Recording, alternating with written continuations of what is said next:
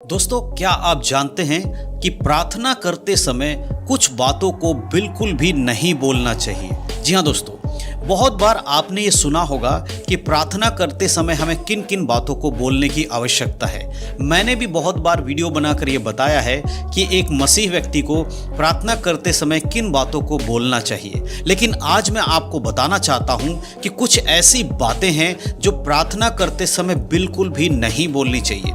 लेकिन बहुत सारे मसीह भाई बहन लोग इस बात को नहीं जानते हैं और अनजाने में ही वो प्रार्थना करते हुए इन कामों को कर देते हैं या इन शब्दों का इस्तेमाल कर देते हैं जो बाइबल के अनुसार बिल्कुल भी सही नहीं है।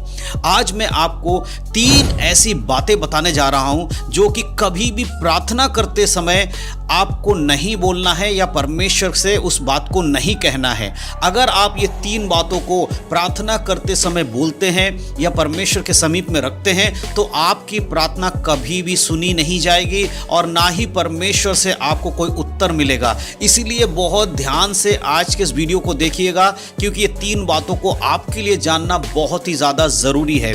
हो सकता है कि आपको ये बातें बिल्कुल भी ना पता हो, किसी ने आपको नहीं बताया होगा।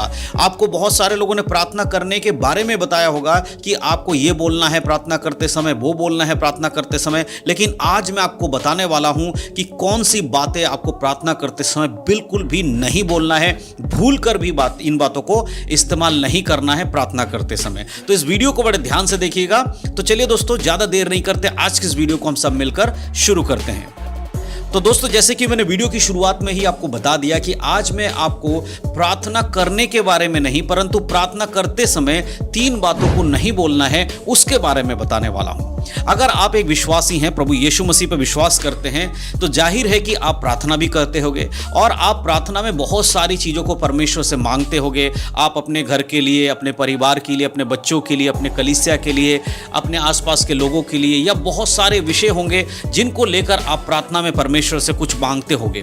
लेकिन आज मैं आपको बताने वाला हूं कि कुछ ऐसी चीज़ें जो कभी भी परमेश्वर के सामने आपको नहीं बोलना है और नहीं कभी उसको परमेश्वर से मांगना है और ना ही उसको अपने मन में भी विचार करना है। इसीलिए उन 3 बातों को जानना आपके लिए बहुत जरूरी है, क्योंकि बाइबल के अनुसार चीजों को हमारे जीवन में होना बहुत जरूरी है।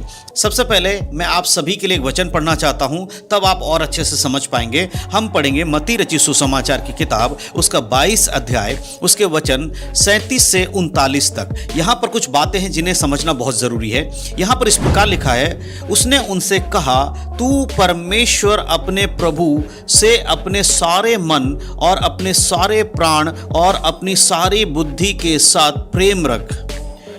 बड़ी और मुख्य आज्ञा तो यही है, और उसी के समान यह दूसरी भी है कि तू अपने पड़ोसी से अपने समान प्रेम रख। दोस्तों, यहाँ पर प्रभु यीशु मसीह सबसे बड़ी आज्ञा के बारे में बता रहे हैं और यहाँ पर सबसे बड़ी आज्ञा, 2 आज्ञाओं को परमेश्वर यहाँ दिखाते हुए बोल रहे हैं कि तब सबसे पहले तो परमेश्वर को ही सबसे पहला स्थान देना है, उसी की आराधना करनी है, उसी की बातों को मानना है, उसी के लिए अपने जीवन को समर्पण करना। दूसरी उसी के साथ साथ बता रहे कि सेम इसी के तरह एक और आज्ञा है, वो है तू अपने पड़ोसियों से अपने समान प्रेम रख। इस वचन को याद रखिएगा, क्योंकि वीडियो में आगे चलकर आपको ये वचन समझ में आएगा। अभी शायद आपको समझ में नहीं आ रहा है, लेकिन मैं वो 3 बातें जब आपको बताऊंगा तब आपको ये वचन समझ में आएगा। तो सबसे पहले मैं आपको बताना चाहता हूँ, पहला जो बात है जो प्रार्थना में आपको नहीं बोलना है, वो है अपने पड़ोसी को सबक सिखाने के लिए या उनके जीवन में बुरा होने के लिए कभी भी परमेश्वर से प्रार्थना ना करें।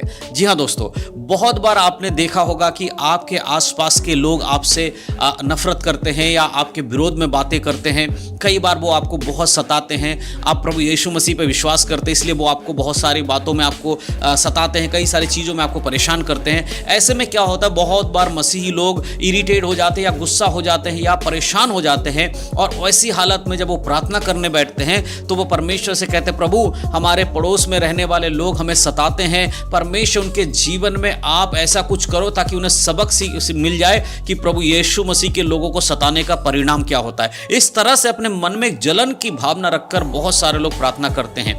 अगर आप भी इस प्रकार का प्रार्थना करते हैं, अगर आप अपने प्रार्थना में इन शब्दों का इस्तेमाल करते हैं कि आपके पड़ोसी को सबक सिखाए, परमेश्वर उनके जीवन में कुछ ऐसा करे जिससे कि उनके जीवन में सबक आए कि यीशु मसीह के साथ खड़े रहने वाले लोगों को सताने का परिणाम क्या होता है। मेरे प्रियो, देखिए एक चीज आपको समझा देता हूं मैं, तब आप समझ पाएंगे।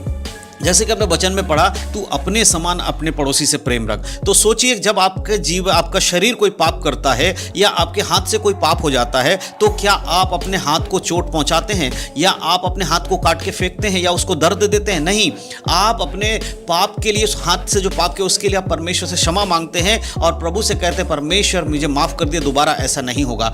उसी प्रकार से जब आपका पड़ोसी आपके जीवन में दुख दे, दर्द दे, तो आपका प्रार्थना ये नहीं होना चाहिए कि उनको सबक सिखा परमेश्वर, परंतु ये होना चाहिए, हे परमेश्वर वो नादान है, उन्हें सच्चाई नहीं पता, आप उनके जीवन में अपने नाम को भेजिए, आप उनके जीवन में कुछ ऐसा कीजिए जिससे कि वो यीशु मसीह को जान सके और हम सब मिलकर आपकी आराधना कर सके। इस प्रकार से उनके लिए प्रार्थना कीजिए। जैसे आप अपने शरीर के लिए प्रार्थना करते हैं, वैसे आपको अपने पड़ोसियों के लिए प्रार्थना करना है।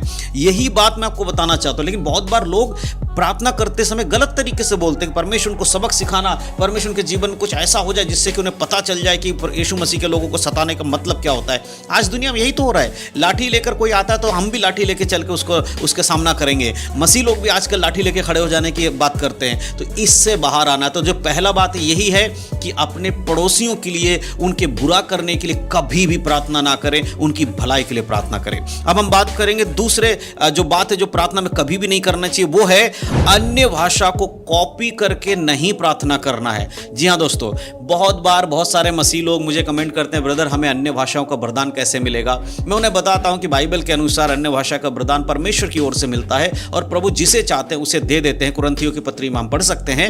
लेकिन कई बार लोग क्या करते हैं, जब कोई पास्टर अन्य भाषा बोलते हैं या कोई प्रॉफिट है, कहीं यूट्यूब पे देख लेते हैं या चर्च में देख लेते हैं, उसके बाद वो जब अपने प्रार्थना करने जाते हैं तो वो उन्होंने जिस तरह बोला है उसको रट लेते हैं या याद कर लेते हैं और वो अपने प्रार्थना में उन्हीं शब्दों को दोहराना शुरू करते, बार बार उन्हीं को बोलने लगते हैं। और फिर बाद में 2-4 दिन बाद उन्हें लगता है, जब वो रट लेते पूरी तरह उनको याद हो जाता है, तो उन्हें लगता है कि हम अन्य भाषा में बात कर रहे हैं। और प्रार्थना में फिर जो बातें होती हैं, जो नॉर्मल हिंदी इंग्लिश में जैसे भी आप प्रार्थना करते हैं, उन भाषाओं को छोड़कर वो कॉपी की हुई अन्य भाषाओं में प्रार्थना करते हैं, जिसका कोई मतलब नहीं है, कुछ नहीं पता होता ना आपको और ना ही सुनने वाले को। इसीलिए कभी भी कॉपी करके अन्य भाषा में प्रार्थना ना करें, परंतु प्रभु से प्रार्थना इस बात के लिए करें कि परमेश्वर आपको अन्य भाषा का वरदान दे, ताकि आप जो प्रभु आपको देता है उस भाषा में आप प्रार्थना कर सको। तो ध्यान रखिएगा। दूसरी बात, प्रार्थना में कभी भी दूसरे को सुनकर अन्य भाषा को कॉपी करके मत प्रार्थना करिए।